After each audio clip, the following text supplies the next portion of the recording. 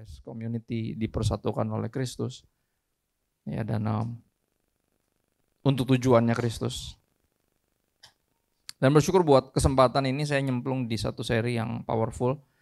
Saya selalu bersuka cita kalau melayani di tempat yang punya tujuan, saya sebutnya gitu ya. Saya paling nggak suka tuh kalau kayak temanya apa? Yang Tuhan berikan kepada pastor ya. Buat saya tuh walaupun saya karismatik, buat saya itu terlalu random gitu loh. Kayak nggak ada kerinduannya, nggak ada kayak rencananya gitu loh. Ya, dan saya bersyukur kalau ada yang punya, karena gereja kami kalau di tempat saya melayani kami pakai sermon series, kita punya rencana. Artinya tahun ini tema besar yang Tuhan kasih ini ya kita breakdown dalam 12 bulan. 12 bulan, tiap bulannya ada 4 atau 5 minggu, kita juga breakdown lagi gitu. Jadi orang tahu gitu loh, kayak orang nonton, ya kita kalau nonton serial pasti kan ada tujuannya. Itu yang bikin kita nggak mau kelewat karena nggak enak gitu loh. Lagi dalam 5 seri misalnya, atau yang 4-nya nggak nonton atau yang 2-nya nggak nonton kan kayak gimana gitu. Dan itu yang membuat saya bersyukur ya tempat ini juga melakukan hal yang seperti gereja kami lakukan, ada tujuannya. Saudara berbicara tentang diubahkan atau menjadi seperti Kristus. Hari ini aku jadi dapat tema tentang transform through atau transform by the word. Saudara, mungkin kalimat ini saya dulu percaya persis, saya berhalakan Alkitab. Saya sempat begitu, tapi saya menyadari bahwa kalimat ini kurang tepat. Karena harusnya transform through the word. Bukan oleh firman, tapi melalui firman. Kita diubahkan sebenarnya sama Roh Kudus. Ya, dan ini yang saya mau bahas saat ini. Suatu yang mungkin kayak, kok gitu sih? Karena kan tahunya transform by the word. Itu umum. Selalu dari dulu judulnya itu. Diubahkan oleh firman. Dan kita mengira kita berubah karena baca Alkitab doang. Tapi yang baca Alkitab bukan cuma kita. Ya tadi malam lebih tepatnya, tadi pagi lebih tepatnya, karena anak saya lagi seneng tidur subuh, saudara. Jam 3 tuh belum tidur jam 3.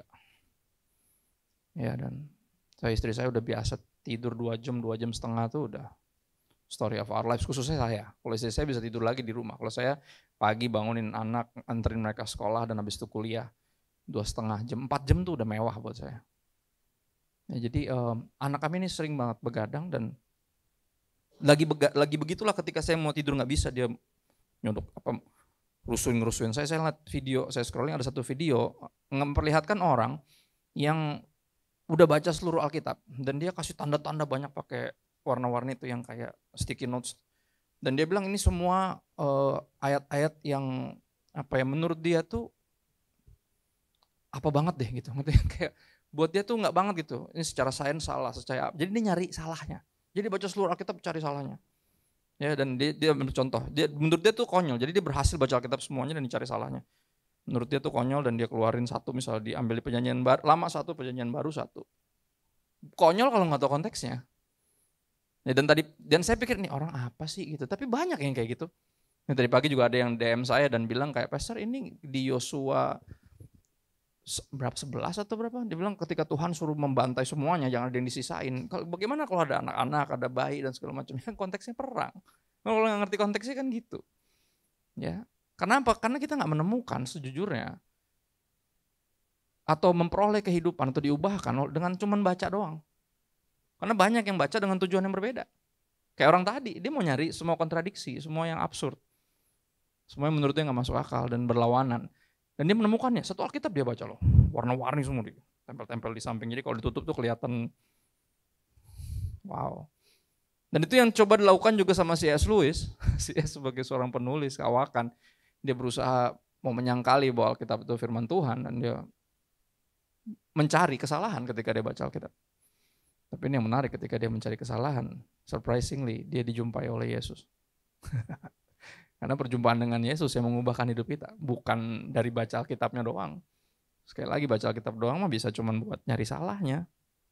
Dan ini yang saya mau sharing hari ini. Kita ke Yohanes 5 dulu ayat 39-40. Bagian yang mencengangkan saya ketika saya pertama kali baca, dan saya disadarkan baru detik itu, pantesan kan gitu. Baca Alkitab banyak tapi kok gini-gini aja hidup gua. Ya, saudara, almarhum ayah saya dosen sekolah Alkitab 41 tahun lamanya. Dari dia belum lulus udah jadi asdos, dan lulus langsung jadi dosen. Itu dia. Ya, ayah saya, dan dia meyakinkan saya kalau orang tuh sekolah Alkitab harusnya udah bertobat. Bukan belum bertobat terus sekolah Alkitab. Bahaya. Ya, kenapa? Karena kalau orang belum bertobat di sekolah Alkitab, lulus tuh pasti jadi teroris. Ngerti kan? Dia penjahat tapi diperlengkapi dengan pendidikan teologi. Diperlengkapi dengan pengetahuan ayat-ayat, dia lulusnya pasti jadi teroris. Jadi bertobat dulu. Kita nggak bertobat di sekolah Alkitab. Kita nggak menemukan panggilan melayani di sekolah Alkitab. No. Kita punya panggilan melayani, kita udah jelas, kita equip ourselves to serve. Jadi kita udah melayani, udah tahu nih, I live for him. Nah, gue mau memperlengkapi diri supaya saya bisa lebih efektif. Jadi senjata di tangannya kan gitu bahasanya. Jadi harusnya tuh masuk sekolah Alkitab tuh gitu, bukan kayak kurang pinter, nggak tahu mau jadi apa, nggak ada kampus yang terima, akhirnya masukin sekolah Alkitab, nggak jelas. Akhirnya bisa di kampus teologi, di sekolah Alkitab, di asrama bisa bawa samurai, bayangin tuh. Bingung kan? Tapi itu kenyataannya. Tiap hari bisa ada yang kerasukan, padahal STT yang bener aja. Bisa teman saya disantet sama temannya sendiri yang kesel karena tiap hari debat di kelas. Wow, random banget. Tapi nggak heran ketika saya baca ini, kalau lihat realita itu, ya Tuhan Yesus bilang kayak gini, kamu menyelidiki kitab-kitab suci, sebab kamu menyangka bahwa oleh kitab-kitab suci itu, oleh ayat-ayat ini, kamu mempunyai hidup yang kekal. Ya, tapi walaupun kitab-kitab suci itu bersaksi tentang aku, kata Yesus. Jadi jangan lupa, jangan salah sangka bahwa ini bukan cuma kitab sejarah, bukan cuma cerita-cerita yang dikumpulin, true stories yang dikumpulin jadi satu, jadi kompilasi. No. Walaupun di library, saya percaya Alkitab kita kan library, 66 kitab jadiin satu, tapi ini memberi kesaksian tentang Yesus. Semuanya. Dari Kejadian sampai Wahyu. Ya. Memberi kesaksian tentang Yesus. Namun apa? Kamu tidak mau datang kepadaku untuk memperoleh hidup itu. Makanya ironisnya apa? Salah satu kaum yang paling menentang, paling sewot sama Yesus justru scribes. Ahli-ahli Taurat, orang-orang yang bukan cuma hafal, tapi ahli. Apa yang membuat kita mengira kalau kita jadi ahli kitab? Kita bisa lebih benar, belum tentu. Menyadari nggak bahwa semua ini berbicara tentang Yesus? Ya. Nah kita mulai dari situ dulu, dari kenyataan ini deh. Ya, sehingga nggak ada satupun yang terjebak seperti saya dulu, masuk ke lubang namanya bibliotri. Kayak ada letri, tapi Alkitab. Pemberhalaan ayat-ayat. Ya, kan itu nggak menghasilkan apa-apa. Sejujurnya. Tapi kita mulai dari sini, kita Galatia 5. Ya, mudah-mudahan kalau yang ini slide-nya udah ada di depan.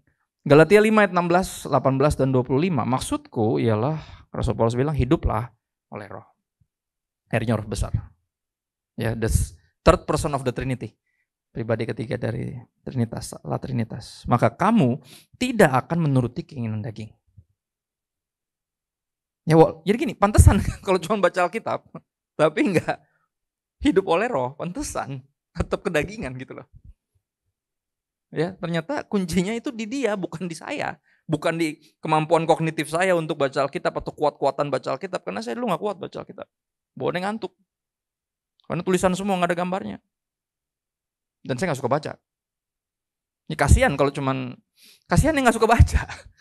Kalau keselamatan kita benar-benar cuma pure karena baca ini doang, kasihan yang nggak suka baca, kasihan yang nggak bisa baca, ya dong. Ini ada orang yang bukan cuma nggak bisa baca, tapi juga nggak bisa ngedenger. Ada.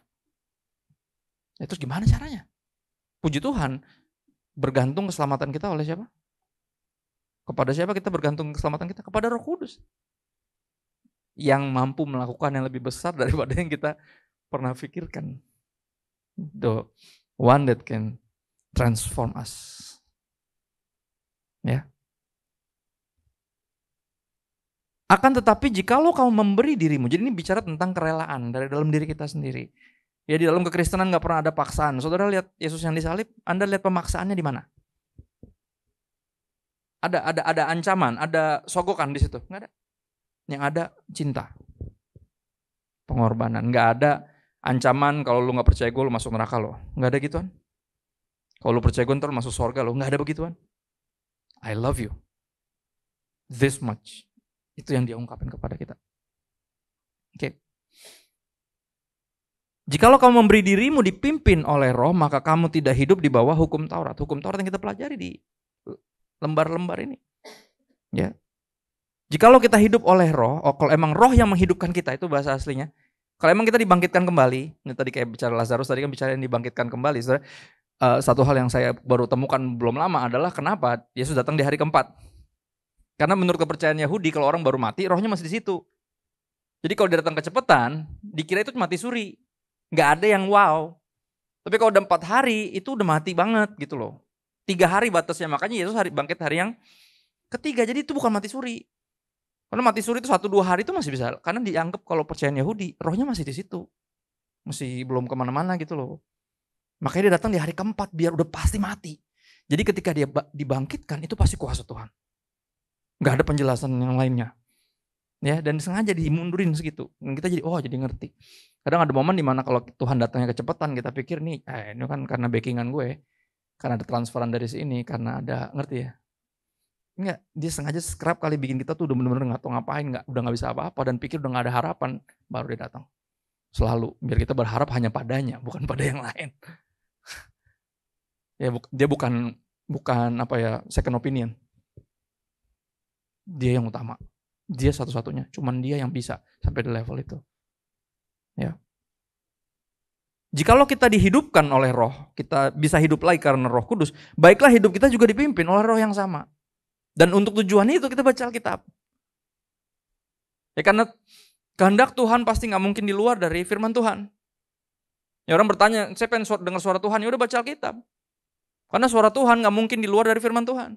Kehendak Tuhan gak mungkin keluar dari firman Tuhan. Dan untuk tujuannya itu kita baca Alkitab. Untuk mengenal kehendaknya. Tapi pertama kita harus berjumpa dulu dengan atau lebih tepatnya dengan sang firman itu sendiri. Yaitu Yesus. Jadi firman ini pernah jadi manusia. Namanya Yesus. Jadi jangan sampai baca Alkitab gak ketemu sama Yesus. Kelewatan yang paling penting. Ya, ada 2 poin aja saudara hari ini. Yang gak suka nyatet bisa mulai karena takutnya ntar depan pintu surga ditanyain catatannya mana kan gitu ya. Jaga-jaga lebih baik ya saudara.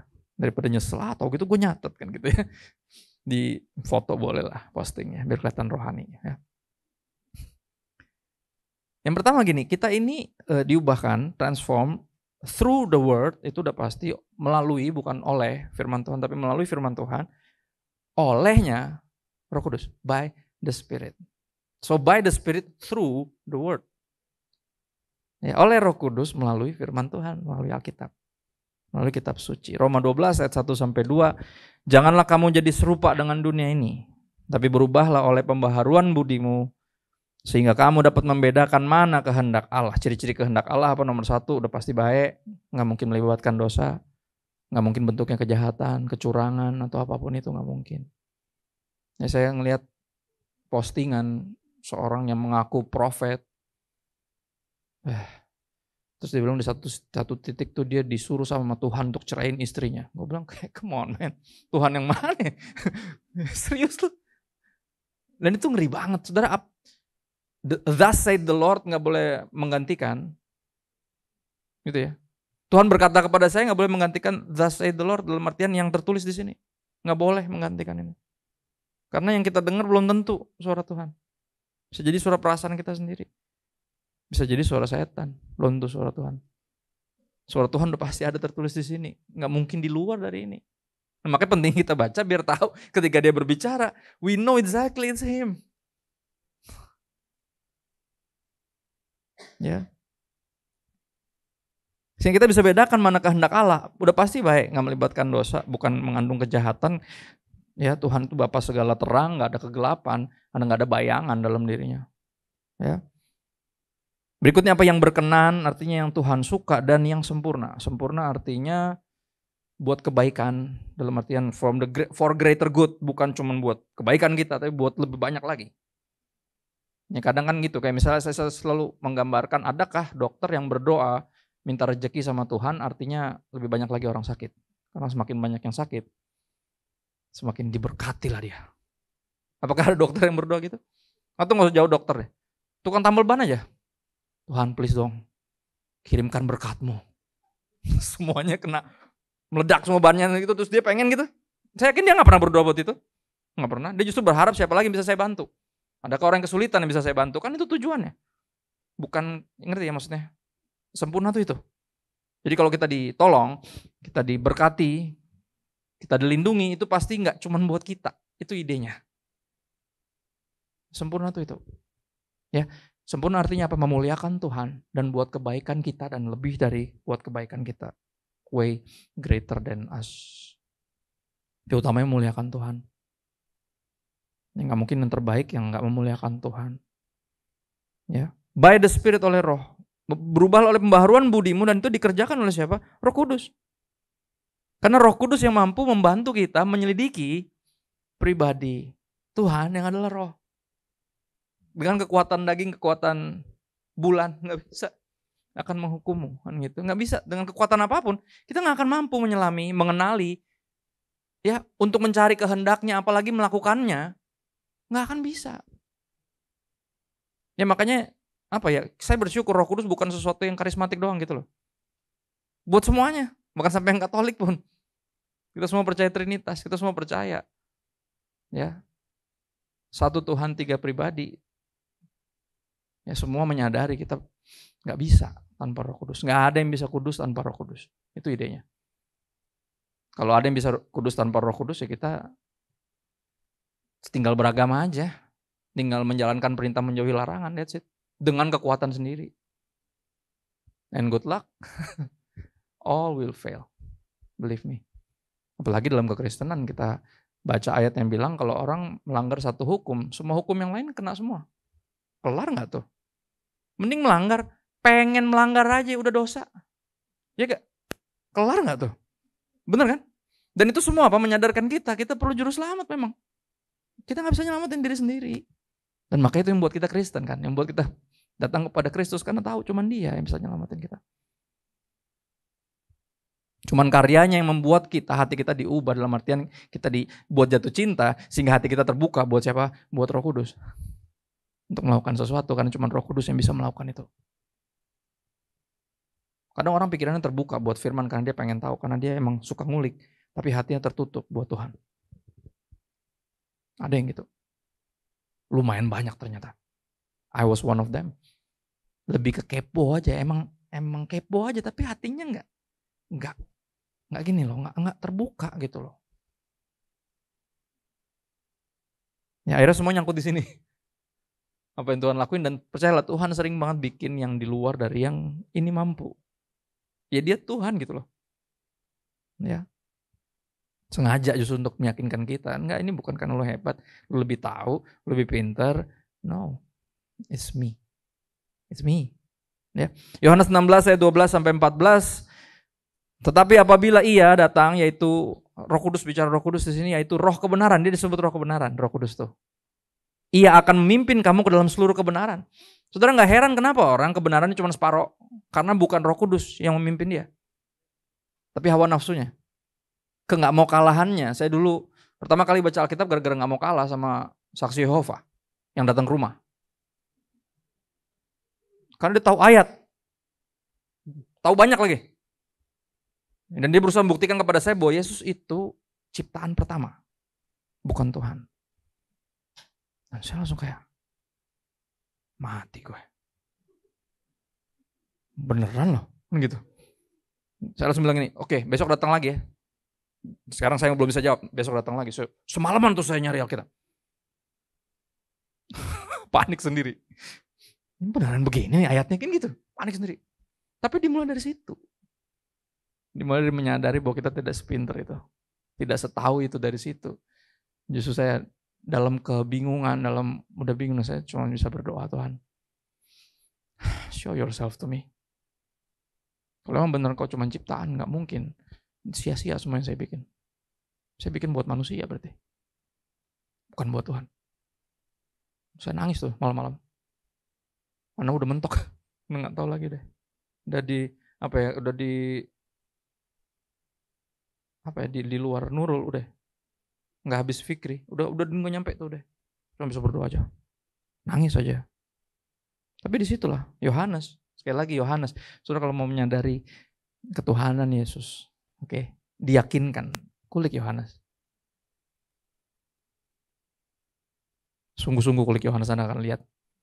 Ya, paling jelas Yesus disalib karena dia manusia biasa mengaku Tuhan. Itu tuduhannya. Enggak, masalahnya dia Tuhan yang jadi manusia. Then that's the truth. Ya. Saudara, kalau dia nggak pernah bilang bahwa dia Tuhan, dia nggak mungkin disalib. Nggak masuk akal, ngapain dia disalib? Orang dia bikin mujizat, pengajar yang luar biasa, dia memberkati banyak orang, dia nggak jahatin siapa-siapa. Mana mungkin dia disalib kalau bukan karena tuduhan tadi. Ya. Apabila ia datang yaitu Roh kebenaran, ia akan memimpin kamu ke dalam seluruh kebenaran dan ia akan memberitakan kepadamu hal-hal yang akan datang. Prophesy. Ia akan memuliakan aku, kata Yesus. Itu ciri-cirinya Roh Kudus. Membawa kita kepada seluruh kebenaran karena sebagian kebenaran nggak lebih benar, nggak lebih baik daripada kebohongan seutuhnya. Banyak dari kita yang percayanya half truth dan itu ngeri. Di kuliah, di kampus saya belajar lagi ada istilah namanya assumptive truth. Wah, itu lebih ngeri lagi. Matang deh, saya bilang. Makanya apa? Tanpa Roh Kudus nggak bisa. Makanya kalau baca Alkitab harus prayerfully. Datang dengan kerendahan hati bahwa saya ini terbatas, nggak tahu apa-apa. And I need you and I want you. To help me to want you. Kan kadang gitu, kadang kita nggak pengen, nggak menginginkan Tuhan, kita minta tolong Tuhan. Ya doa Teresa de Avila kalau nggak salah yang ngomong, dia bilang, bantu saya untuk menginginkan Engkau. Karena kerap kali saya nggak menginginkan. Buka Alkitab dengan permohonan itu. Dan itu yang Yesus bilang, barang siapa mencari pasti akan mendapat. Meminta kepadanya akan diberikan. Dan kita minta Roh Kudus untuk bantu kita. Lukas bilang ayat itu bukan cuma tentang minta apa aja. Bukan. Bapa akan memberikan Roh Kudus kepada mereka yang memintanya. Kenapa kita perlu Roh Kudus? Karena Roh Kudus yang bantu kita berdoa. Roh Kudus yang bantu kita baca Alkitab. Roh Kudus yang bisa mengubahkan kita melalui firman Tuhan. Ya. Ia akan memberitakan kepadamu hal akan datang, ia akan memuliakan aku. Ciri-ciri orang dipenuhi Roh Kudus memuliakan Tuhan. Berhenti meninggikan diri dan mulai meninggikan Kristus. Itu ciri-cirinya. Kesaksiannya gak akan ceritain melulu tentang apa yang dia lakukan untuk Kristus. Tapi selalu ceritain apa yang Kristus lakukan buat dia. Berubah fokusnya. Kesalehannya bukan tentang biar dipandang saleh sama semua orang. Tapi tentang meninggikan Kristus. Meyakinkan semua orang ini bukan gue. Karena dia hadir di hidup saya. Makanya saya bisa kayak gini. Berikutnya yang gak kalah penting. Saudara, poin kedua, cuma dua sekali lagi poin saya. Adalah through the word in community. Saudara, sekte itu terjadi kenapa sih? Kenapa bisa ada terbentuk sekte? Karena orangnya cuma itu doang. Nggak pernah ngobrol sama yang lain. Orang percaya lain. Karena gereja itu banyak, denominasi banyak, aliran banyak. Karena nggak pernah ngumpul-ngumpul sendiri doang, baca Alkitab sih. Baca Alkitab loh. Tapi ya itu, bahasa Ibrani itu cupet, tau gak? Cepet. Brain fog, kata anak saya. Otaknya berkabut. Ini isinya cuma dia doang. Dia doang sama keluarganya yang metal-metal itu. Jadi itu yang semua sekte dimulai dari situ. Menolak, mundur ke sejarah, ngelihat bahwa bapak gereja itu kan ada pengajaran diteruskan turun-temurun. Menolak. Menanggap itu kuno, kita menemukan sesuatu yang baru. Nah ini yang ngeri nih. Saudara, kita tuh lebih problem sebenarnya bukan menemukan yang baru. Kita itu so tahu, udah pasti akan menemukan yang rasa yang baru nemu. Padahal udah pernah ditemuin kemarin sama yang lain. Gitu. Makanya saya kan dulu awal-awal pelayanan banyak bikin quotes ya. Terus kasih quotes di bawah saya, nama saya. Lama-lama saya hapus nama saya. Kenapa? Karena saya kemungkinan besar karena pendeta udah banyak sepanjang sejarah. Kemungkinan apa yang gue omongin udah pernah diomongin sama orang lain. Ya maksimal taruh foto gue udahlah gak apa-apa. Kan itu kan akun gue. Saya takutnya saya pikir itu kata-kata saya. Ternyata bukan. Ternyata udah ada yang pernah ngomong dan itu kemungkinan besar iya. Ya saya berhenti pakai nama saya, kapan ya? Pokoknya udah foto saya aja udah. Ya kan? Lagian semua yang quotes yang saya ambil juga banyak dari Alkitab. Bukan saya nulis kan? Biasanya gak take credit, bahkan dalam bagian firman Tuhan juga sama. Orang suka nanya, Pastor boleh gak gue minta catatan lu? Boleh lah. PPT-nya boleh, ambil semua. Lu khotbah kayak gue persis juga gak apa-apa. Lu muka gue lu edit pakai muka lu juga gak apa-apa. Enggak ngaruh. Yang penting orang bisa diberkati. Ini bukan hebatnya gue ngulik. Ya, makanya saya bermasalah ketika berurusan dengan kelas homiletik ilmu berkhotbah, karena ada sampai harus tahap tuh sampai kreatif. Enggak, saya bilang papa saya dijanji sama papa saya, I don't want to be creative, I want to be faithful. Ironisnya pemberita firman tuh harusnya setia, bukan kreatif. Karena nggak perlu, semuanya udah ada di sini. Udah cukup ini.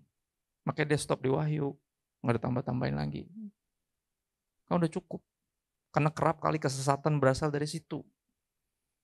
Berasa menemukan yang baru, bukannya menemukan kebenaran yang baru, malah tersesat di kesesatan yang lama.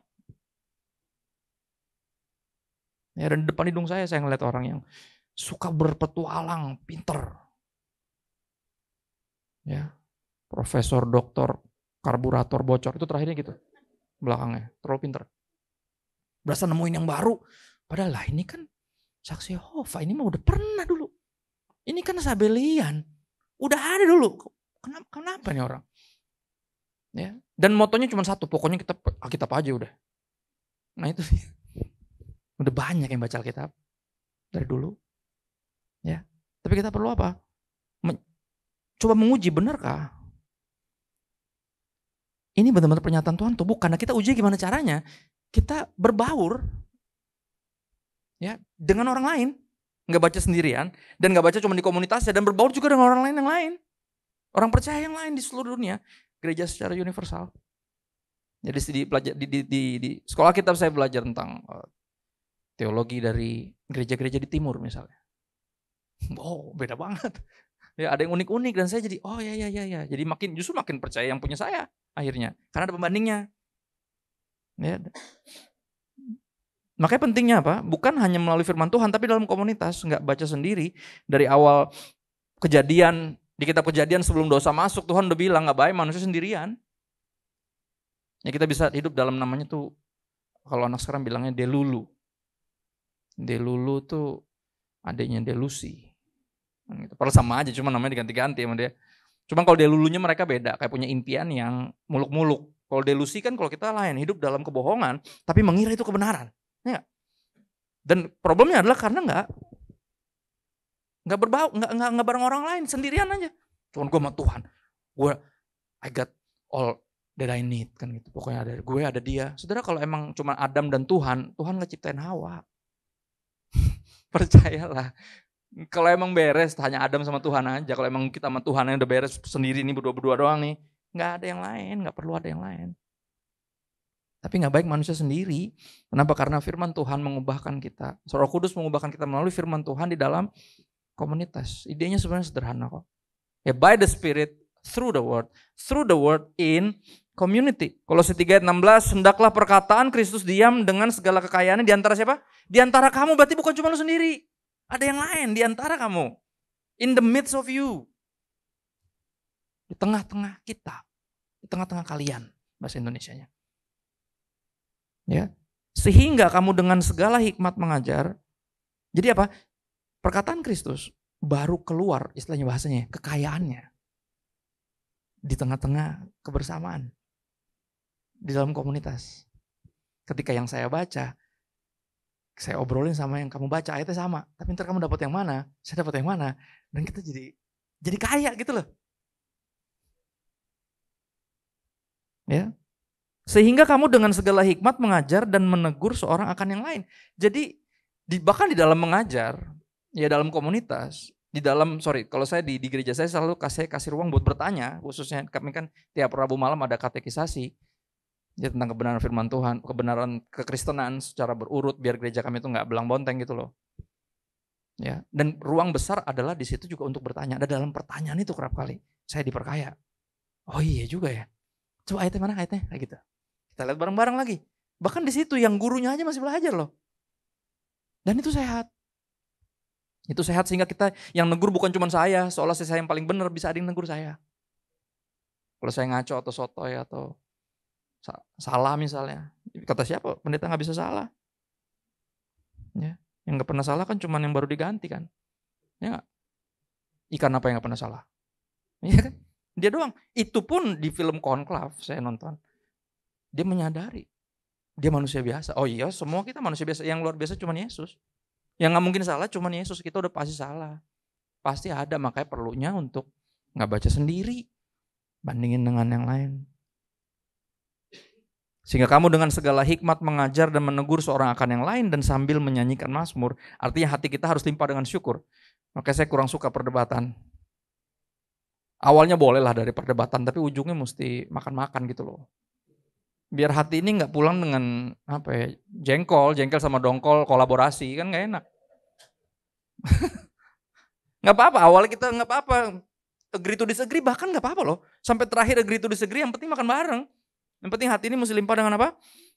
Puji-pujian sehingga bisa sambil menyanyikan mazmur. Sambil nyanyi. Ya, dan nyanyian rohani kamu mengucap syukur kepada Allah dalam hatimu. For what? For this community. Itu konteks ayatnya. Kekayaan perkataannya di antara kita. Dan kita apa? Mengucap syukur kepada Allah dalam hati kita. For what? For each other.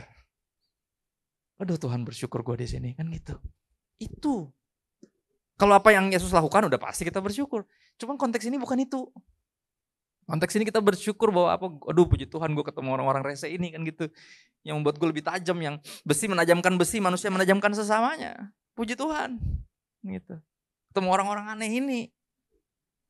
Yang ternyata menyadarkan saya ternyata juga aneh kan gitu.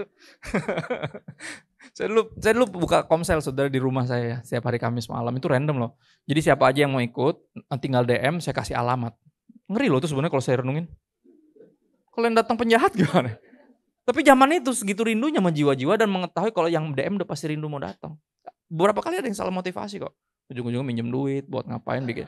Oh iya, ada yang kayak gitu. Tapi cukup banyak yang gak kayak gitu. Jadi saya sempat protes, saya sempat ketika lagi nungguin ada yang datang, kan kita nungguin datang semua, kata udah gak datang baru kita mulai. Saya lagi nungguin di luar, saya pikir dalam hati saya, Tuhan kenapa sih aneh-aneh mulu orangnya kan gitu. Kenapa sih gak kirim tuh yang solid gitu loh, yang kenapa yang sulit mulu yang lu kirim gitu. Saya sempat ngeluh. Dan Roh Kudus kasih impresi sederhana, ya lu kan aneh kata Roh Kudus gitu. Ya, makanya gue kumpulin yang aneh-aneh, karena yang aneh-aneh ini gak bisa diomongin kalau sama yang kurang aneh gitu loh. Mesti sama anehnya mereka. Jadi iya sih. Kadang kita gitu kan, kita suka ngeluh kepada orang yang kayaknya problem gitu loh. Tapi kita lupa. Ya, saudara, gereja itu dibangun di atas bukan hanya perintah, tapi promise. Sebelum Yesus naik ke sorga, dia bukan pergi jadikan semua bangsa muridku, baptis mereka dalam Bapa Putra Roh Kudus, ajar mereka melakukan segala sesuatu yang telah kuperintahkan kepadamu. Naik ke sorga. Enggak. And I will be with you till the end of time. Kamu akan menerima kuasa. Di Kisah Rasul, abis dia ngomong gitu, kamu akan jadi saksiku, baru dia naik ke sorga. Gereja dibangun di atas janji, bukan cuma perintah. Artinya apa? Orang-orang yang kita kerap kali anggap sebagai problem yang dihadirkan di hidup kita, they're not problems, they're a promise from God. Mereka tuh janji.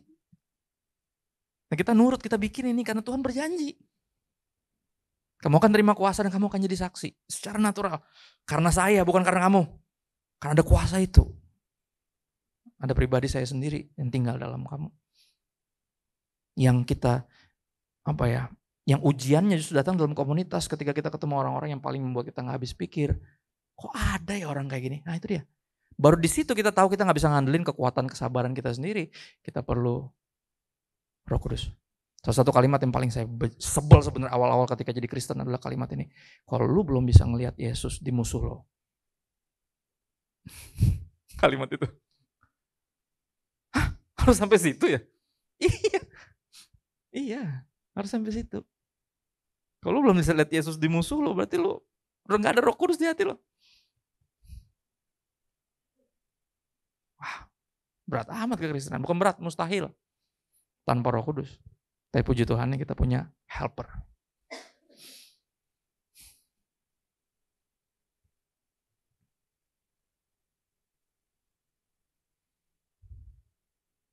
Filipi 2 ayat 5. Ini dia tadi saya bilang. Saya udah jelasin sebelum saya baca ayatnya. Hendaklah kamu dalam hidupmu bersama in community menaruh pikiran dan perasaan terdapat juga dalam Kristus Yesus.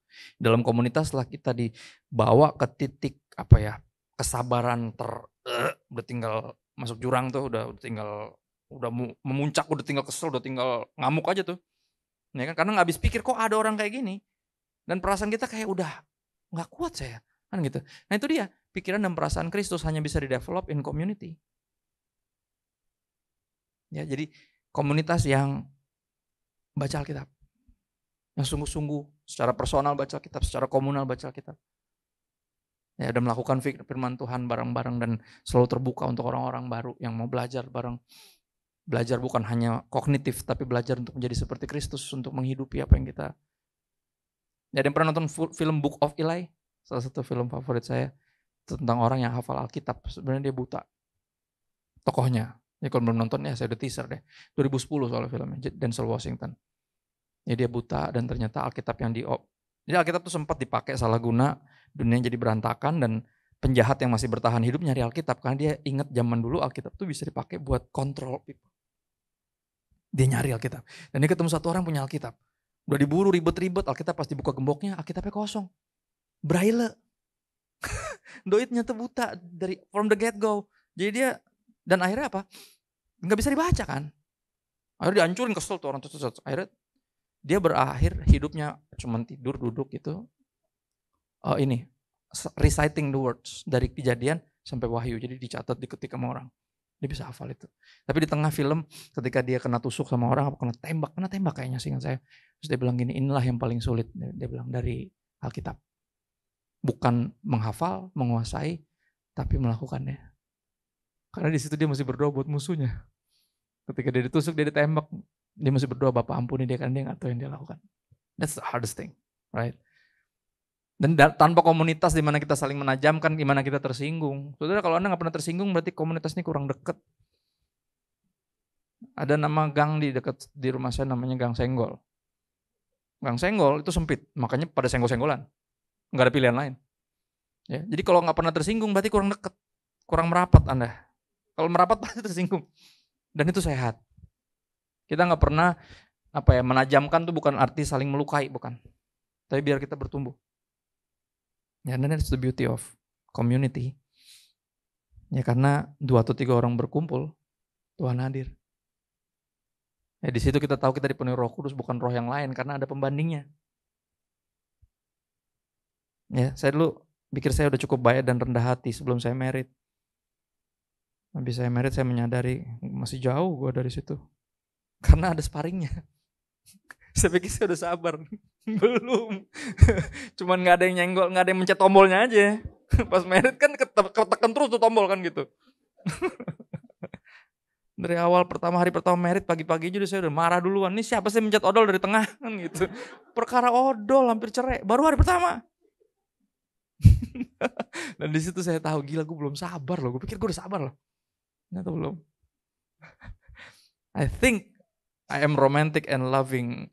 Nah, belum, jauh. Makanya sampai sekarang tahun ke-15 juga masih banyak PR-nya. Ya, masih menyadari gila ini bener banget nih kalau gak ada dia nih. Kalau saya cuma sendirian sama Tuhan, kayaknya gak kemana-mana. Saya tuh puji Tuhan ada dia. Ada istri saya, ada anak-anak saya. Yang paling kecil yang lagi nyebelin tapi lucu-lucu. Jadi bingung mau marah tapi lucu, tapi bingung kan gitu. And that's for our good. Dan secara rohani juga kerap kali gitu, ketika gereja udah mulai enak tiba-tiba datang orang baru yang kayak bikin masalah, bawaannya kayak elah, tapi itu yang sehat. Ini ada buku bagus judulnya Messy Church. Dia bilang gereja yang benar itu harusnya berantakan. Kayak tiap minggu ada yang lahir. Saudara kalau bayi baru lahir kan berantakan semua tuh. Tidur nggak tidur, rumah udah kayak jemuran di mana-mana semua nggak jelas, random. Karena ada yang baru lahir. Dan itu yang sehat sebenarnya. Yang nggak nyaman. Karena zona nyaman enak tapi gak ada yang tumbuh di situ ya. Jadi apa? Keluarlah dari zona nyaman. Aku kalau jadi lagu itu. Sampai lu yang dulu. Lagi bubar bandnya. Hiatus. 2 ayat terakhir. 2 Petrus 1 ayat di depan harusnya. Ayat 2 dan 3. Saya akan tutup dengan ini. Poinnya cuma 2 tadi. Ya, by the Spirit through the word. Jadi kita diubahkan oleh Roh Kudus melalui firman Tuhan. Dan melalui firman Tuhan tapi dalam komunitas. Kan itu desainnya Tuhan. Church is God's plan A dan dia doesn't need plan B. Gereja itu rencana A-nya Tuhan dan Tuhan gak perlu rencana B karena rencananya tidak pernah gagal. Kitanya aja yang need to figure it out. Bagaimana sih mestinya kita bergereja nih. sebenarnya. Berkomunitas itu mestinya seperti apa? Ya. Kasih karunia dan damai sejahtera melimpahi kamu oleh pengenalan akan Allah dan akan Yesus Tuhan kita. Lewat siapa? Berarti lewat firman dong, udah pasti. Karena kuasa ilahinya telah menganugerahkan kepada kita segala sesuatu yang berguna untuk hidup yang saleh oleh, sekali lagi, ini bukan ngeroh-ngeroh gak jelas, tapi oleh pengenalan kita akan Dia. Jadi Roh Kudus, firman Tuhan, komunitas, tubuh Kristus. Jadi jangan kayak cuman fokus di Kristusnya, tubuhnya juga jangan salah. Saya cukup lama kepahitan sama gereja dan organisasinya. Makanya saya lebih senang yang para church. Enggak yang church, karena yang church kaku. Para church lebih luas dan segala macam. Saya pokoknya orang pergerakan lah. Anti gereja, pengennya yang sebelah-sebelah sini terus. Sampai satu titik Roh Kudus kasih impresi di hati saya. Emangnya bisa ya? Mengaku menghormati sang kepala tapi sambil terus ngomong jelek tentang tubuhnya. Bisa ya? Naksir sama orang mukanya doang tapi badannya kayak bisa nggak sih nih badannya diganti gitu pakai AI gitu. Satu paket. Ya. Love your curves and all your edges, kata John Legend. Gitu. Ya kan? Tentang memberikan segalanya, mengasihi seluruhnya. Makanya Tuhan juga sama, kita nggak bisa ambil ayat-ayat yang kita suka doang tentang Tuhan yang baik, tapi Tuhan yang galak kita nggak mau. Itu satu paket. Tuhan yang tegas, yang tanpa kompromi, yang kudus, yang kekudusannya sampai mengerikan. Itu satu paket. Nggak bisa dibaca, nggak bisa dilewati. Ya. Kuasa ilahinya, Roh Kudus telah menganugerahkan kepada kita segala sesuatu yang berguna untuk hidup yang saleh oleh pengenalan kita akan Dia oleh firman Tuhan ini, yang telah memanggil kita oleh kuasa yang mulia. Jadi kuasa yang sama, Roh yang sama yang membangkitkan kita adalah Roh yang sama yang harus kita turuti di sepanjang kehidupan ini. Kita bisa nurut sama Roh ketika itu firman. Dengan demikian kita tahu tuntunan ini, suara yang kita dengar ini suaranya Tuhan. Ya. Dan itu jadi aku berdoa nggak ada satupun yang masuk ke lubang bibliotek mengidolakan pemberhalaan kita. Kayak saya dulu, kita baca kita untuk berjumpa dengan Kristus, berjumpa dengan Kristus yang mengubah hidup kita, sehingga Roh anaknya, Rasulullah bilang Roh Kudus sebagai Roh Kristus sendiri tinggal dalam kita, sehingga kita bisa hidup seperti Kristus hidup. Yang jadi berkat buat pertama keluarga rohani, tempat tinggal berikutnya buat extended family di mana pun berada. Itu desain Tuhan. Jadi aku berdoa biar ini sederhana, ya Roh Kudus yang mengubahkan kita melalui firman Tuhan di dalam komunitas. Jadi jangan ansos, ya. Apalagi kalau main medsos, jangan ansos. Saya bingung orangnya ansos tapi main medsos. Pas mau dilihat di lock, terus ketemu marah-marah. Terus saya mention, saya tag kok sombong banget sih, sombong gimana lu di lock, nggak masuk gue. Kalau ansos dan main medsos random gitu. Nggak, kalau udah di public square, ya udah jadi berkat, jangan egois, jangan atas nama aku orang introvert. Nggak ada. Saya juga introvert. Nggak ada alasan itu. Dari cuek jadi nggak cuek, saya pernah ngomong ini, kita menerima agak biar kita nggak terus kayak gitu. Karena itu ciri orang yang penuh Roh Kudus sekarang cuek. Udah lagi bodoh amat, yang penting gue sama Tuhan. Enggak. Bukan itu doang yang paling penting. Yang penting habis hasilnya Tuhan dengan segenap dan sesama seperti dirimu sendiri. Itu yang lengkap. Dan dengan demikian kita tahu we have been transformed by the Holy Spirit through the Word. Dari mana kita tahu buktinya? Kita bisa yang tadinya ansos, yang tadinya egois, yang tadinya senggol bacok, modelnya bisa in community. Bisa akhirnya berkeluarga rohani. Padahal introvert. Padahal pengen pingsan kalau kita rame-rame, tapi seneng gitu. Gak apa-apa aku pingsan tapi happy gitu. Gak masalah. Gimana? Itu bukti bahwa kita udah diubahkan. Kita mau mana kayak gitu? Cuek. Kalaupun mau nongkrong sama orang-orang yang menguntungkan kita, yang kita pikir itu cuma siapa lagi bisa mendapatkan keuntungan buat saya. Itu kan nafsu selalu berpikir gitu. Apa yang gue dapat dari lo kalau gue temenan sama lo? Satu gereja, satu pelayanan sama lo. Tapi kasih buat kita memikir apa yang bisa saya berikan untuk siapa saya di sini. Udah pasti buat warga rohani. Ya, itu bukti bahwa kita harus transform. by Holy Spirit through the Word. Kita bisa nggak cuek lagi bisa. Engkau setia, takkan berubah tuh selamanya. Walau banyak yang tak ku mengerti, badai hidup yang